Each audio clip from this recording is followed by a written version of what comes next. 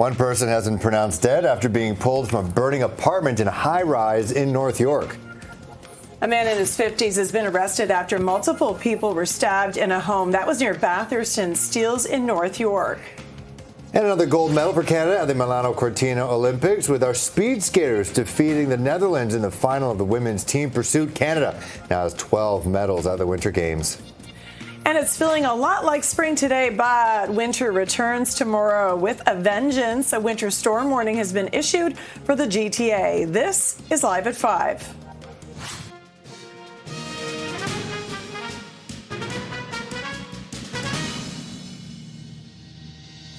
Hi, everybody. I'm Liz West. And I'm Phil Perkins. You're watching Live at 5. Our top story, one person is dead. That's being pulled from a burning apartment near Jane and Finch. Let's go live to CP24's Steve Ryan on Need Furway. Steve, what do we know thus far?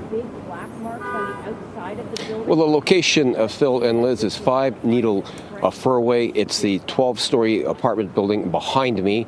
Toronto Fire did some good work getting up to the 12th floor. That's where the fire started. That's where it was contained, thanks to the good work of the men and women of the Toronto Fire.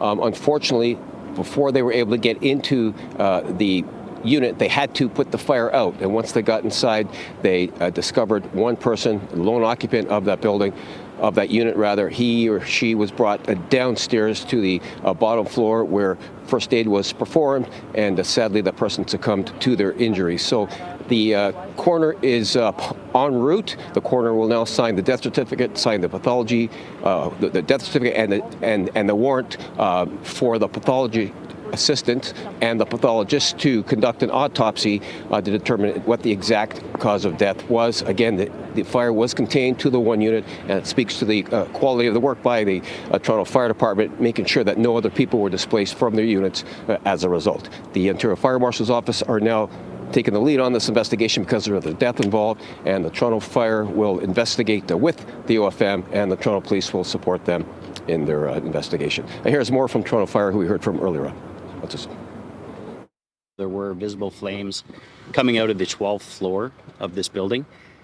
Crews made an aggressive attack on the fire and a very quick subsequent rescue. Unfortunately, the occupant of the building succumbed to their injuries.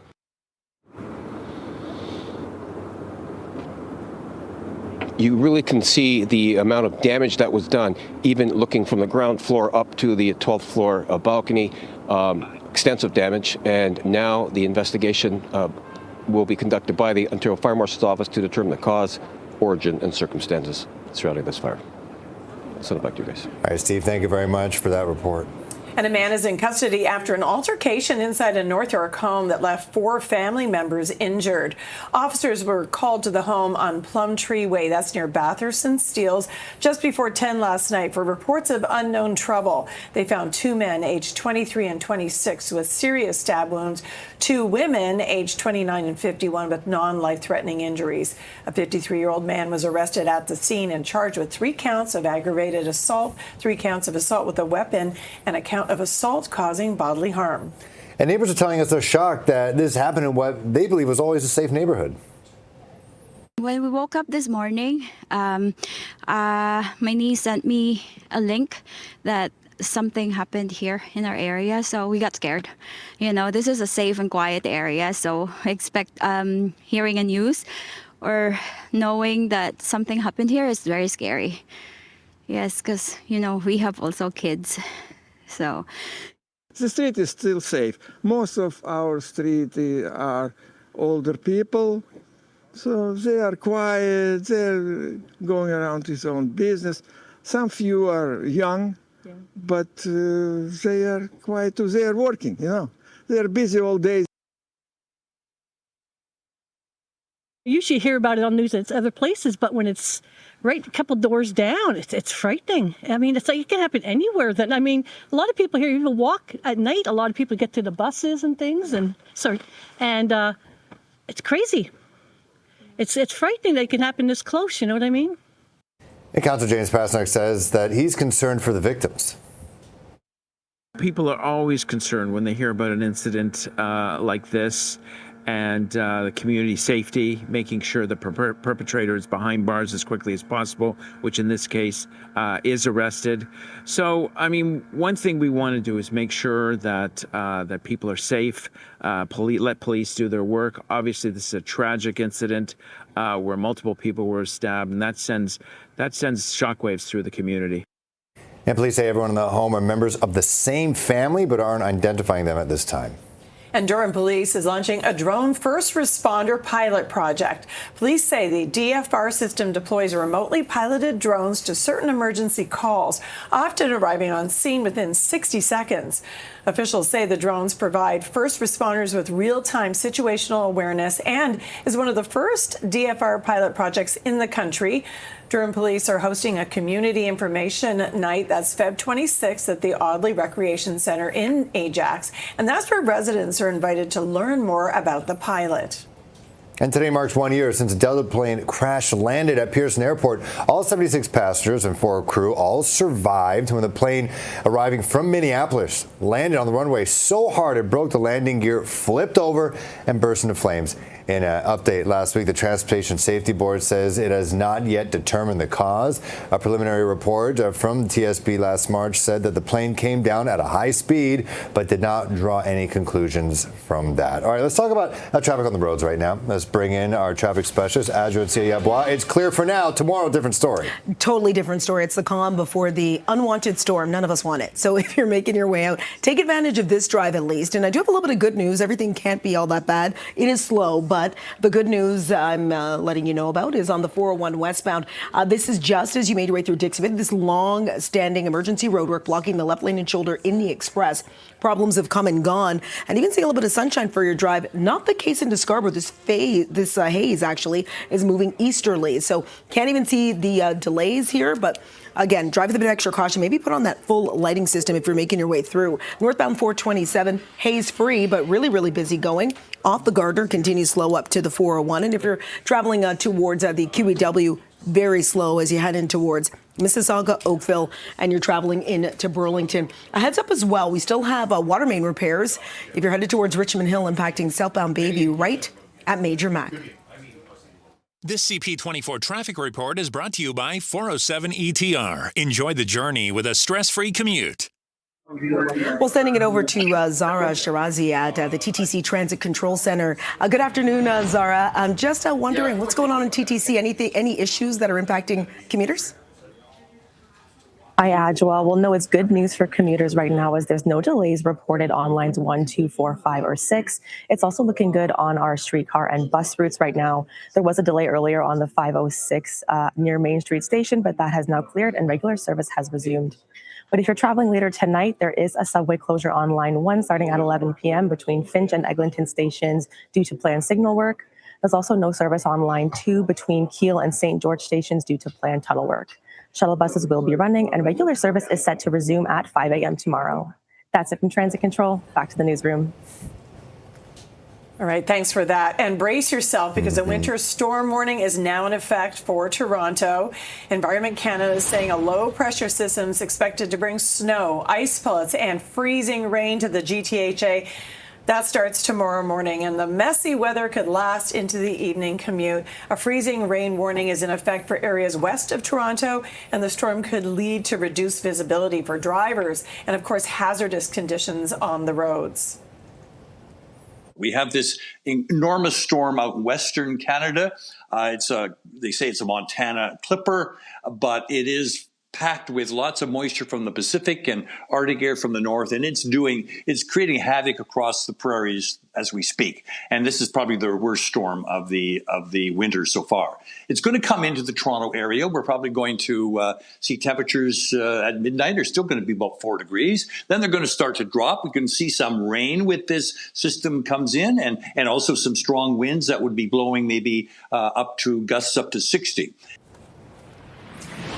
And here's a live look from our CN Tower camera. This has been building up all day long, and no surprise that there is now a fog warning in place. So again, if you're going on the roads out there, make sure to drive according to the conditions. Don't speed. Have your lights on or drive appropriately to that. Visibility, at least from up high in the CN Tower, next to nothing on the roads there. Just make sure drive to the conditions. And there's more on this winter storm that's heading our way. The city has opened 4 warming centers in advance of tomorrow's inclement weather. Now, 2 of the centers are downtown at Elizabeth and George Streets. One is in North York near Yonge and Finch. The other is in Scarborough at Golf Club Road, just south of Ellesmere.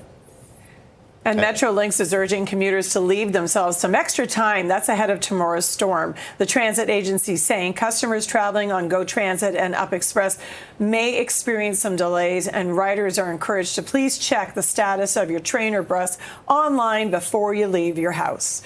It is 5:10, 4 degrees, feeling like one. It's a beautiful day outside, really nice. And this is Live at 5. Yeah, enjoy it while you can. Okay, up ahead, several groups voicing concerns today over the province seizing control of multiple GTA school boards. The Canadian Civil Liberties Association, education unions and student leaders are concerned about the Ford government's move to seize control of several Ontario school boards. 7 boards are currently under provincial supervision. That includes the Toronto District School Board, Toronto Catholic District School Board, and Education Minister Paul Calandra has expressed concerns about financial mismanagement and impacts on student successes. The CCLA union leaders and students held a news conference at Queen's Park this morning. They believe the takeovers are an attack on local democracy. The sweeping consolidation of power strikes at the heart of local democracy. By removing democratically elected trustees and replacing them with provincially appointed supervisors, the government has eliminated a crucial layer of public accountability in public education. We are at an inflection point in our education system. Right now, students are facing many challenges that require students to be at the decision-making table. Yet, school board supervisions eliminate student involvement in decision-making, with decisions now being made without input from those primarily affected. This year, I was supposed to be the voice in the boardroom for 239,000 students from kindergarten to the 12th grade, all across the city. With supervision, however, I have not been able to bring student voices to the forefront of decisions. The experiences of students in the Toronto District School Board now come second to finances, while already being underfunded as a school board. With supervision in place, there are no board meetings or opportunities to speak to the supervisor about student well-being or experiences. The real harm of this approach is felt mostly by students and families. When democratically elected trustees are pushed aside, schools lose their local insight and advocacy that protect children's needs. Programs families rely on become vulnerable, supports for the most marginalized students are put at risk, and parents are shut out of decisions that shape their children's daily lives. This creates instability and uncertainty at a time when students need investment, care, and a system that they can trust to prioritize their well-being. This level of government interference in education is unprecedented in Ontario. And it does raise an important question. Why is this government choosing political intervention instead of fixing the real problems in our schools? Supervision does not address chronic underfunding. It does not solve staffing shortages. It does not resolve class sizes, reduce class sizes rather, and it does not make schools safer. A statement from the Office of the Education Ministry reads in part, in one case, we intervened to stop the imminent firing of classroom teachers. In another, we stepped in after students were forced to attend classes in a half-demolished school. We stepped in when a board recklessly spent public funds on a luxury hotel suite at a Blue Jays game, and in other cases where serious financial mismanagement threatened critical supports for students. OSSTF, ETFO, and OSTA should clarify which of these student-focused interventions they oppose. Well, Coke Canada Bottling is announcing a major investment at its Brampton plant. We got to have a Coke Zero, I'll tell you, I just don't do this as well. I got Coke Zero at home. Tastes delicious. Premier Doug customer. Ford on hand for the announcement at the FAST facility at 410 and 407 today. Coke Canada bottling CEO Todd Parsons says $141 million will be spent on renovating and expanding the facility, which will create up to 500 jobs during construction. This announcement marks the largest single investment that our owners have made in our business to date. This will be our most technologically advanced line in the country. It's going to allow us to produce even more of the products locally, supplying the city of Brampton, supplying all of Ontario, and supplying Eastern Canada for decades to come. Once complete, this new state-of-the-art facility will be one of the most advanced production lines in the entire country, allowing Coke to produce 20 million additional cases annually. Robin says at least 75% of the materials used during construction will be Canadian. It's 5:17, 4 degrees, sitting at 1. That's what it feels like. This is Live at 5. Coming up next, we'll take you to Dunedin, Florida next to check on how the Jays are doing at spring training. Playing some practical jokes, I understand. CP24 is live in Florida at the Jays spring training, and the team will play their first preseason game Saturday. It's against Philadelphia.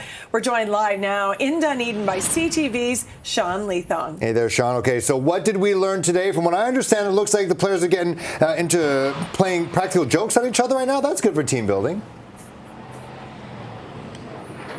Yeah, I think there's a good culture aspect to this, Phil and Liz. Now, what was happening is that George Springer and Vladimir Guerrero Jr. were going back and forth on the diamond. So it started out that Vladdy threw his glove at George Springer. This is all George told us.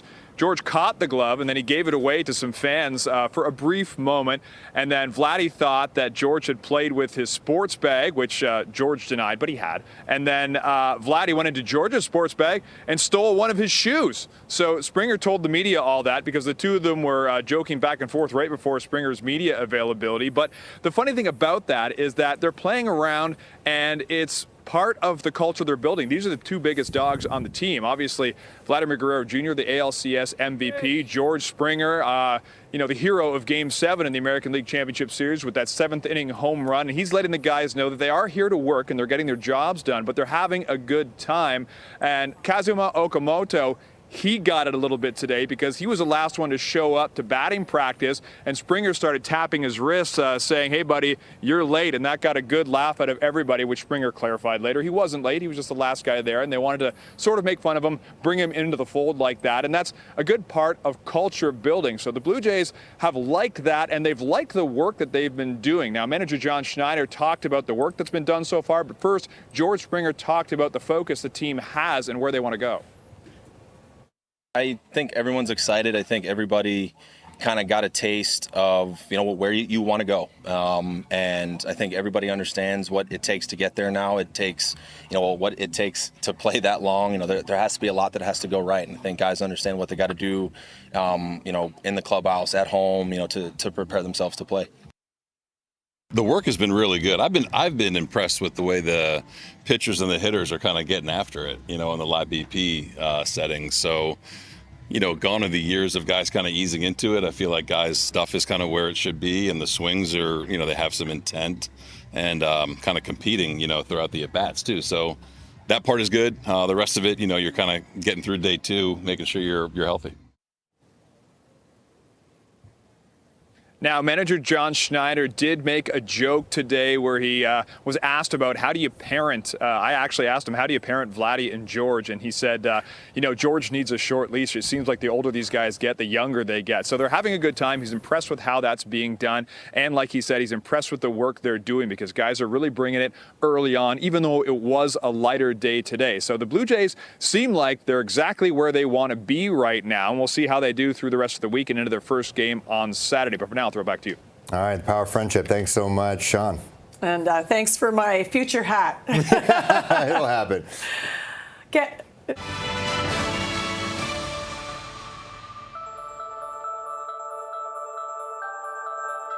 Speed skaters have repeated as gold medalists in the women's team pursuit. Valerie Malte, Ivani Blunden, and Isabel Weidman defeated the Netherlands in the final to top the podium for a second straight Olympics, and that brings Canada's medal count to 12. That includes 3 gold medals. And Canada's second gold of the game came courtesy of Parry Sound's Megan Oldham, who won the women's free ski big air event. It's her second medal of these games after winning bronze in the women's free ski slopestyle last week.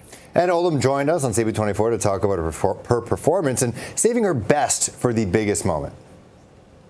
Sport is difficult for sure. And like you say, you can be the best, but you really have to perform under pressure in those moments that count. So yesterday, I'm really proud of myself for just staying focused and not letting the pressure get to me too much, and just kind of having fun out there and focusing on my tricks and being able to execute them cleanly and walk away with some hardware. And Canada will take on America for gold in women's hockey at the Winter Games. The Canadians defeated Switzerland 2-1 in their semifinal game yesterday. Canadian captain Marie-Philippe Poulin scored twice to break the Olympic women's scoring record. She is the first to pour in 20 career goals in the women's tournament, surpassing her former teammate Hayley Wickenheiser, who held the previous record at 18. And hockey fans are invited to cheer on Team Canada in the women's gold medal game at Coca-Cola Coliseum. Tickets to watch Thursday's game are $15. The proceeds will go to the MLSE Foundation. The watch party will feature in-arena programming, giveaways, family-friendly activities, plenty of fun. Tickets go on sale this afternoon. That game gets underway at 1 p.m. on Thursday. 524, 4 degrees. This is Live at 5. Well, today is a Lunar New Year. We'll take a look at how the Year of the Horse is being welcomed in the GTA and around the world. Could this be your year? We'll find out.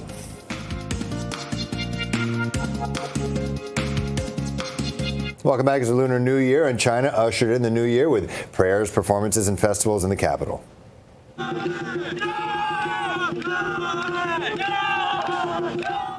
Crowds treated to a traditional folk dance welcoming the Year of the Horse at a temple in Beijing. A cloud of smoke from burning incense rose above visitors as they gathered to celebrate the most important holiday in China.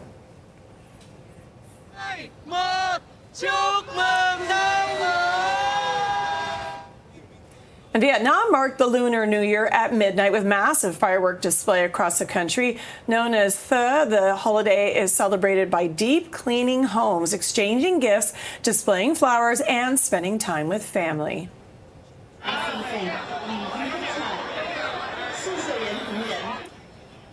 Big crowds in Hong Kong. They gathered to light incense sticks and say prayers for good fortune in the new year. The holiday is also celebrated with a parade and street party.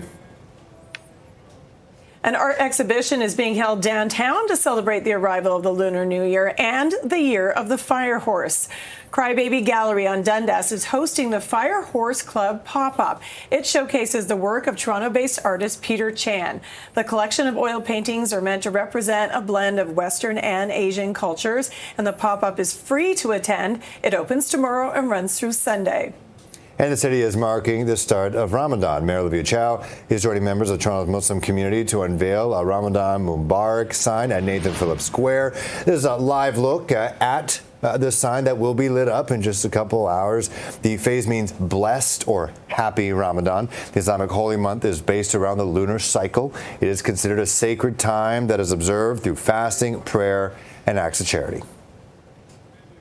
Time is 5:29, 4 degrees. This is Live at 5. This just in, a fog advisory has been issued for the GTA, and you could probably understand why. We're also under a winter storm warning. We'll have the details on the latest blast of winter coming up.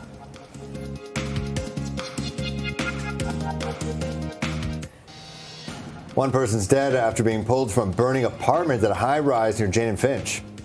And a man in his 50s has been arrested after multiple people were stabbed in a home near Bathurst and Steeles. That was in North York. And another gold for Canada at the Milano Cortina Olympics with our speed skaters defeating the Netherlands in the final of the women's team pursuit. Canada now has 12 medals. It is feeling a lot like spring today, almost balmy, but winter returns tomorrow with a vengeance. A winter storm warning has been issued for the GTA. And this is Live at 5.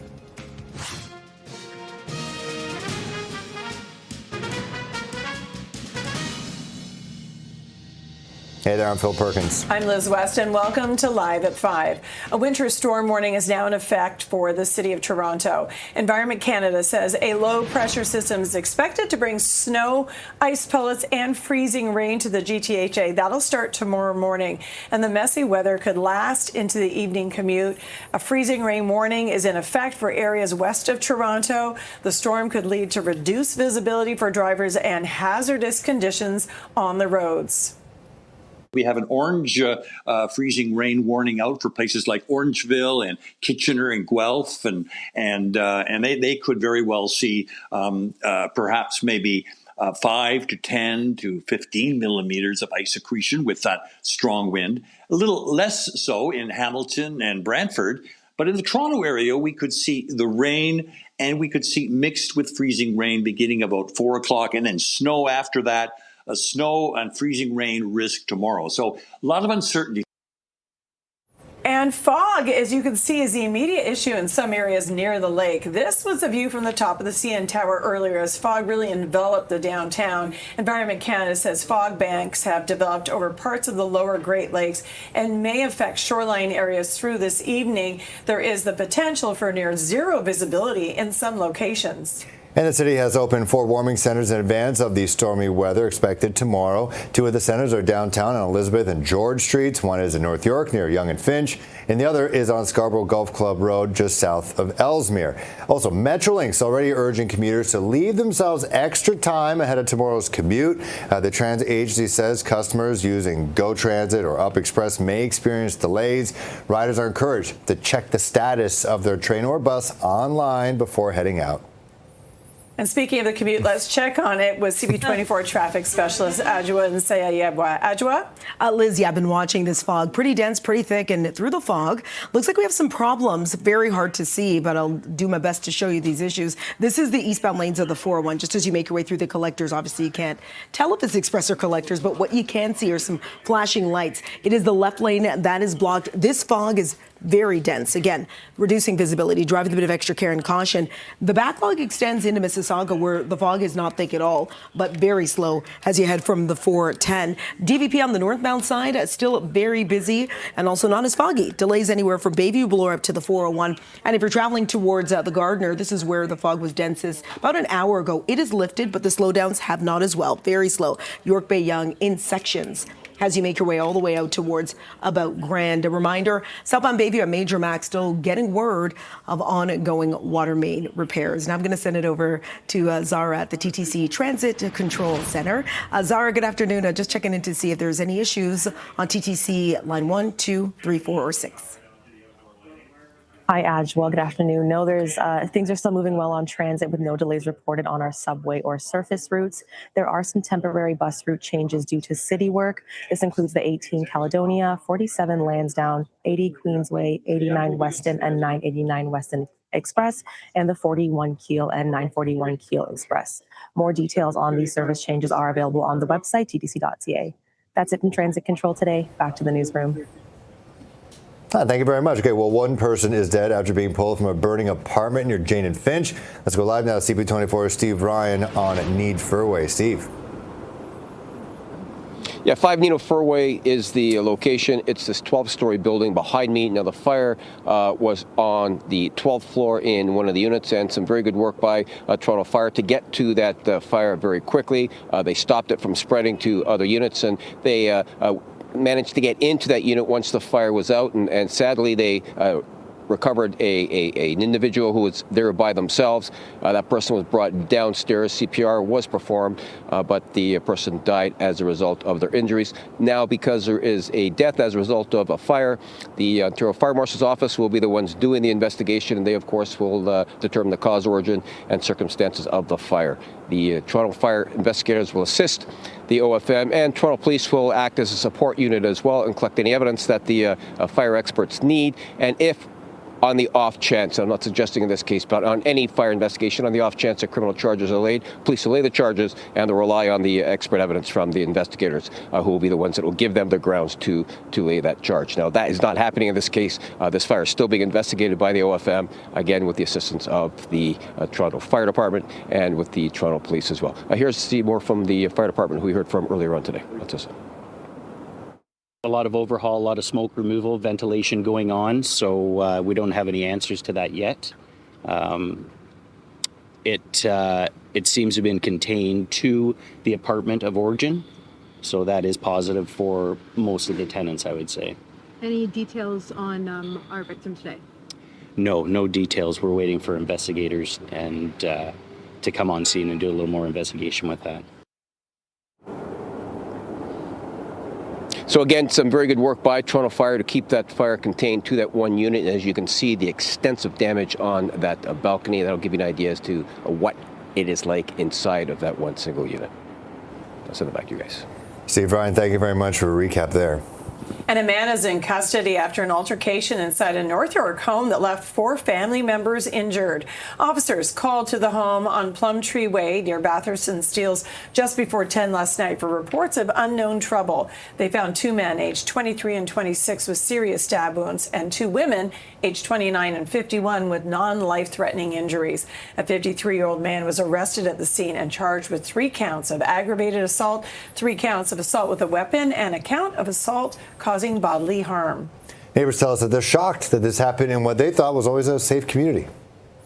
Because usually we can see if there's like red lights and going around. So nothing. I went to bed about 11, didn't see nothing, didn't hear nothing, didn't hear any sirens or nothing. And it's just so strange. I didn't hear anything. And then I got up this morning and I looked at my phone. I'm like, oh my gosh. And it's like right out here. There are many people, maybe a few generations or brother and sister. So I haven't talked to them maybe in 5-10 years. We don't know. We are busy people, so work, house. But yeah, this area is very quiet. We're hearing this or looking or watching all these police cars. It's just very scary. Councillor James Pasternak says that he's concerned for the victims. Well, many people think that it can always happen somewhere else, but not in their local neighborhood. And domestic disputes are one of the most violent when they occur, but they are extremely rare and they can be tragic. But police responded very quickly. People were sent to the hospital. The medical intervention in this area is excellent. So we're praying for a quick recovery of all the victims. Police say everyone in the home are members of the same family, but they're not identifying them at this time. And the sexual assault trial billionaire Frank Stronic heard from the second of 7 complainants today. The woman who had previously worked at Stronic's restaurant and nightclub told the court she agreed to meet him for dinner after asking for details on her termination. She testified about being groped after Stronic invited her to his nearby condo after their dinner in the early 80s. The woman says she left when Stronic backed off. The 93-year-old has pleaded not guilty to a dozen sexual assault charges. The alleged incidents date as far back as the 1970s. And Toronto police continue to search for a senior who's been missing for 2 days now. This is 80-year-old Stephen. He was last seen Sunday afternoon around 3:25 walking on Birchmount Road just south of Ellesmere. That was about an hour after he was seen near Shepherd and Birchmount. Now, police have also released this image of Stephen from later that day on Birchmount just south of Ellesmere. They know that he has been diagnosed with dementia and isn't dressed properly for the expected weather. Contact police if you see him or have any information at all. Durham Police is launching a drone first responder pilot project. Police say the DFR system deploys remotely piloted drones to certain emergency calls, often arriving on scene within 60 seconds. Officials say the drones provide first responders with real-time situational awareness and is one of the first DFR pilot projects in the country. Durham Police are hosting a community information night Feb.26 at the Audley Recreation Centre in Ajax, and that's where residents are invited to learn more about the pilot project. And today marks 1 year since that Delta plane crash at Pearson Airport, where all 76 passengers and 4 crew members survived when this plane coming in from Minneapolis hit the runway so hard it broke the landing gear, flipped over, as you can see, burst into flames. A lot of it caught on camera from passengers. In an update last week, the Transportation Safety Board says it has not yet determined the cause of this crash. A preliminary report from the TSB last March said that the plane came down at a high speed but didn't draw any conclusions. It It's 5:41, 4 degrees. Feels like 1. You're watching Live at 5. And coming up next, we're going to take you to Dunedin, Florida to check out how the Jays are doing at spring training.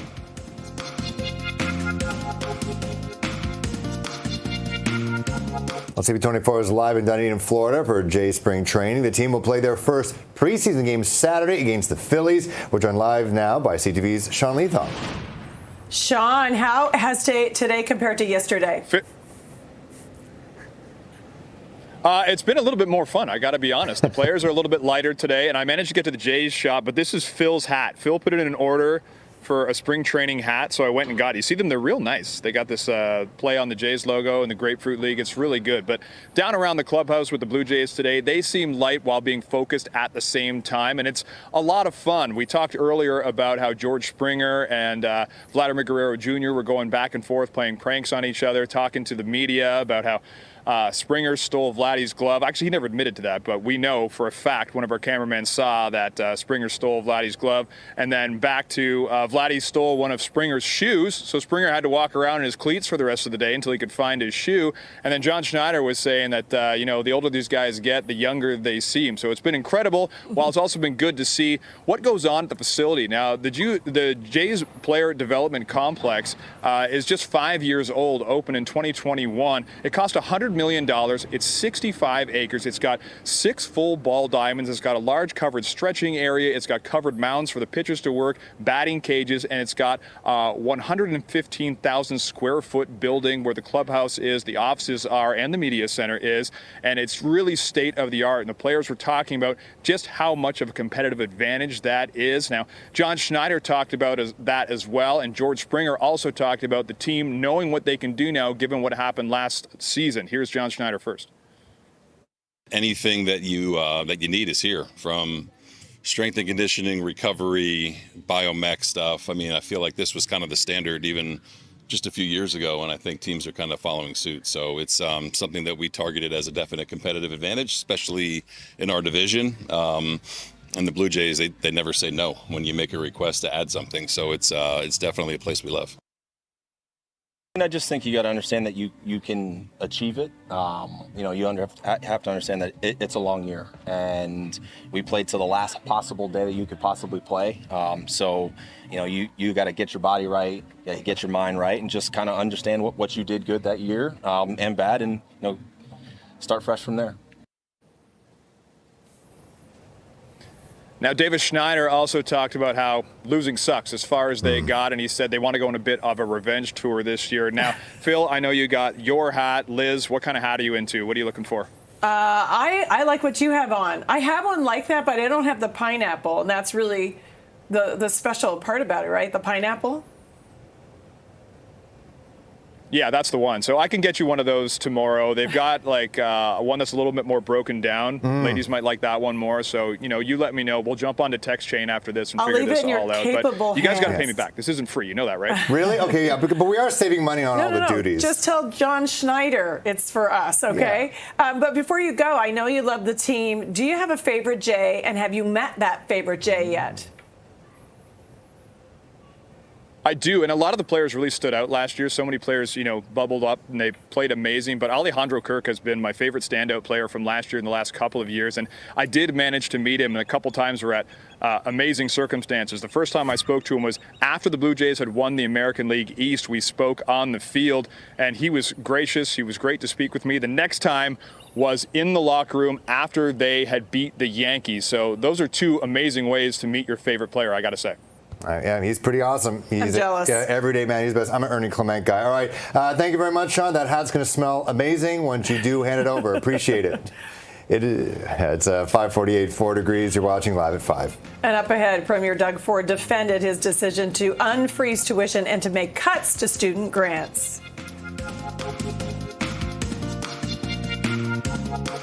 Welcome back to Live at 5. Premier Ford defending his decision to unfreeze tuition while cutting student grants. He says many students aren't making good career decisions and that taxpayers aren't happy about it. They want to know the courses these students are picking and that the taxpayers are paying, that they're actually going to graduate and move forward in that sector that we need. So I'll always be there to invest in colleges and universities. Again, I think this year or coming year will be up to $7 billion. That's $3 billion more than the previous Liberal government. Saying some students take basket weaving courses while no one's buying basket weaves. Well, the provincial government announcing a new structure for OSAP as well. This happened last week. That requires students to pay back more of their assistance that they get. Now, currently, students can receive up to 85% of their assistance through grants and then 15% in loans. Starting in September, OSAP grants will be capped at 25% and a minimum of 75% of funding will come through loans. Some criticize the move, saying students shouldn't have to take on even more debt to get an education. And the annual rate of inflation dropped slightly to 2.3% last month from 2.4% in December. Stats Canada saying lower prices at the pump and easing shelter inflation helped rein in the pressure facing consumers. Gas prices were 16.7% lower year over year in January, largely thanks to the end of the consumer carbon price back in April. Costs at the grocery store, that rose, I'm sure you felt it, 4.8% year over year. That's down from 5% in December as prices for fresh fruit fell. Now, costs for shelter rose 1.7%, which was the slowest pace of price gains in that segment of the economy in almost 5 years. And tributes are being offered for the Reverend Jesse Jackson after his death at the age of 84. Jackson was raised in the segregated U.S. South and is remembered as being a tireless advocate for the civil rights movement. He worked closely with Martin Luther King Jr. and ran for the Democratic presidential nomination twice. Jackson revealed that he had Parkinson's in 2017. The cause of death has not been shared, but his family says he died peacefully, surrounded by loved ones. And Rosemary Sadlier is the longest-serving president of the Ontario Black History Society and spoke about the impact Jackson had on the civil rights movement in Canada and around the world. He reminded us that, the border didn't separate the difficulties that faced oppressed peoples. And that was part of the reason that he worked on alliances. He worked on both Operation Push, People United to Save Humanity, as well as the Rainbow Coalition, to find a way to address issues from the ground up, issues that affect racialized people, youth, justice issues, faith-based issues, in order to make things better for us all. And I think he did a great job of that. Jackson was 84 years old. It's 5:54, 4 degrees. You're watching Live at 5. And up next, it's the final day of screenings at the Beaches Cineplex location.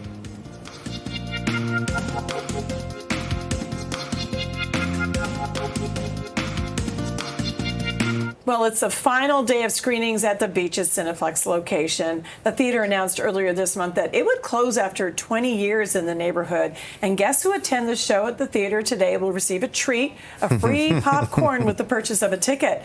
According to the city's building application status tracker, there's an application to convert the building into a wellness facility. And the city is marking the start of Ramadan. Mayor Olivia Chow is joining members of Toronto's Muslim community to unveil a Ramadan Mubarak sign at Nathan Phillips Square. Azar Malik there speaking to those in attendance. The phrase means blessed or happy Ramadan. The Islamic holy month is based around the lunar cycle. It is considered a sacred time that is observed through fasting, prayer, and acts of charity. And it's also Shrove Tuesday or Pancake Tuesday, which is the feast day before the start of Lent tomorrow on Ash Wednesday. It also coincides with maple syrup season. Shaw's Maple Syrup and Pancake House north of Barrie has been serving up stacks of pancakes with fresh syrup. That would taste good. Oh, I love a pancake. That's the best. And an art exhibition is being held downtown to celebrate the arrival of the Lunar New Year and the Year of the Fire Horse. Crybaby Gallery on Dundas is hosting the Fire Horse Club pop-up. It showcases the work of Toronto-based artist Peter Chan. The collection of oil paintings are meant to represent a blend of Western and Asian cultures, and the pop-up is free to attend. It opens tomorrow and runs through Sunday. Now, Phil, Yep. Okay, so you're the horse, but do you you know what your Chinese astrological sign is? I'm a tiger, a fire tiger. So wait, next you're a level. fire? What does that mean? I don't know. My mom has this thick book. It's like 30 years old that she still has. I'm just fiery and aggressive and emotional. And that's basically what it is. And you? Do you know? I'm going to bring some water to douse you. Okay, I do. I am the opposite. I'm a rabbit. Okay. Small. I hop around. all right. I get to where I'm going. If you know the tortoise in the hare. Okay. Hey. Yeah. Eventually get there. That's what it's a marathon, not a sprint. I'll look through the book. You'll tell me your birth year. I'll tell you what elements you are. Tell me everything about we'll see if myself this that I need to know. I can do Okay. it, yes. Thanks, Phil. All right, it's 5:59, 4 degrees. You're watching Toronto's Breaking News, CP24. Yeah, we're under 2 weather alerts. So there's a fog advisory and a winter storm warning. Thanks for watching CTV News at 6. That's next.